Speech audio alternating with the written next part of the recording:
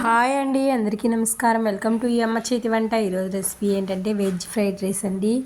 రోజు చప్పగా తిని నోరు చప్ప పడిపోయినప్పుడు ఈ విధంగా ఫ్రైడ్ రైస్ ఒకసారి చేసుకుంటే ఇంట్లోనే, బయట కొనాలంటే 100 రూపాయలు 90 రూపీస్ అయితే అడుగుతారండి. అదేవిధంగా మనం ఇంట్లోనే చేసుకుంటే ఒక్కసారి మనం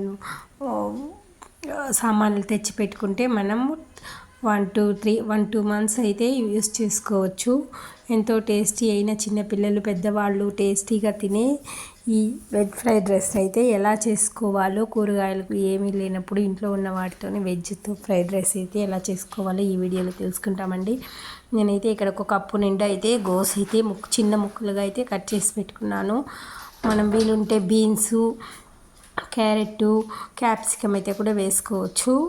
క్యాప్సికమ్ కంటే కూడా బీన్స్, క్యారెట్ వేస్తే బాగుంటుంది. నాకు ఇక్కడ అవైలబుల్ లేదు కాబట్టి నేనైతే ఒట్టి బీన్స్, కొత్తిమీర అయితే కట్ చేసుకున్నాను. దీనికైతే ఎక్కువ ఒక రవ్వ ఆయిల్ వేస్తేనే బాగుంటుంది. నేనైతే 3 టీ స్పూన్ ఆయిల్ అయితే వేసుకొని బాగా వేడెక్కినాక హై ఫ్లేమ్లో పెట్టి మనం కట్ చేసుకున్న గోసునైతే వేసుకునేసి అల్లం వెల్లుల్లి పేస్ట్ అయితే వేసుకొని బాగా ఆయిల్లో ఫ్రై చేసుకోవాలి. ఇది మొత్తం హై ఫ్లేమ్లోనే పెట్టి అయితే ఫ్రై చేయాలి. హై ఫ్లేమ్లోనే పెట్టి ఒక 5 మినిట్స్ బాగా ఫ్రై చేసినాక గోస్ అనేది బాగా స్మాష్ అయిపోతుంది, బాగా ఉడికిపోతుంది. అప్పుడే మనకు రైస్ అనేది టేస్టీగా వస్తుంది. రైస్లో గోస్ ఉందనే కూడా తెలీదు, అంత టేస్టీగా ఉంటుంది. ఇదే విధంగా మనం ఎగ్ ఉంటే కూడా వేసుకోవచ్చు, ఎగ్ ఫ్రైడ్ రైస్ చేసుకోవచ్చు. మనం ఎగ్ వేయలేదు కాబట్టి ఈరోజు నాన్ వెజ్ లేదు కాబట్టి వెజ్తోనే అయితే చేసుకోవచ్చు. నాన్ వెజ్ తినే వాళ్ళు కూడా ఈజీగా అయితే చేసుకోవచ్చు. ఇప్పుడు వేసేసినాం కదా, ఆల్రెడీ అయితే బాగా కుక్ అయిపోయింది. గోస్ కుక్ అయిపోయిన తర్వాత మనం ఆల్రెడీ రైస్ చేసి పెట్టుకున్నాం కాబట్టి రైస్ అయితే కొంచెం పొడిలాడుతూ చేసుకోవాలి.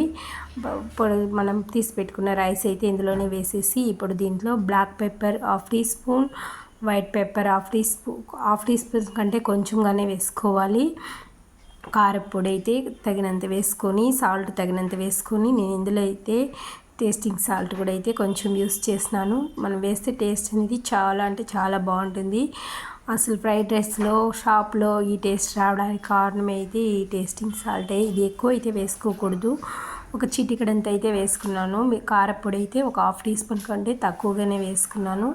అన్ని మసాలా అయితే వేసేసినాను. ఇప్పుడు దీంట్లో మనం వేయింది ఒకటి సోయా సాస్, గరం మసాలా కూడా అయితే వేసుకున్నాను. సోయా సాస్ నాకు లేదు కాబట్టి వేయలేదు. సోయా సాస్ వేసుకుంటే ఇంకా టేస్ట్ అయితే చాలా అంటే చాలా సూపర్ లెవెల్లో ఉంటుంది. ఇప్పుడు మన మసాలా అంతా వేసి రైస్ని అయితే ఒకసారి బాగా కలుపుకోవాలి. ఎక్కడ మిక్స్ అవ్వకుండా బాగా కింద నుండి పైకి బాగా హై ఫ్లేమ్లోనే పెట్టి అయితే రైస్ని కలుపుకోవాలి. రైస్ కలుపుకున్న తర్వాత బాగా హై ఫ్లేమ్లోనే పెట్టి రైస్ అంతా వేసి బాగా ఫ్రై అయిన తర్వాత పచ్చి వాసన రాకుండా అనేది వరకు ఒక 5 మినిట్స్ బాగా రైస్ని ఫ్రై చేసినామంటే టేస్ట్ అయితే చాలా అంటే చాలా సూపర్గా ఉంటుంది. బాగా ఫ్రై అయిన తర్వాత ఇప్పుడు మనం కట్ చేసి పెట్టుకున్న కొత్తిమీర అయితే వేసి గార్నిష్ చేసుకుంటే అంతే అండి, మనకు ఎంతో టేస్టీ అయిన వెజ్ ఫ్రైడ్ రైస్ అయితే రెడీ అయిపోతుంది. మనం ఇందులో చికెన్ ఫ్రైడ్ రైస్ చేసుకోవచ్చు. ఇదే విధంగా ఈ వీడియో నచ్చిందంటే లైక్ చేయండి. మరిన్ని మంచి వీడియోల కోసం మన ఛానల్ని సబ్స్క్రైబ్ చేసుకోండి.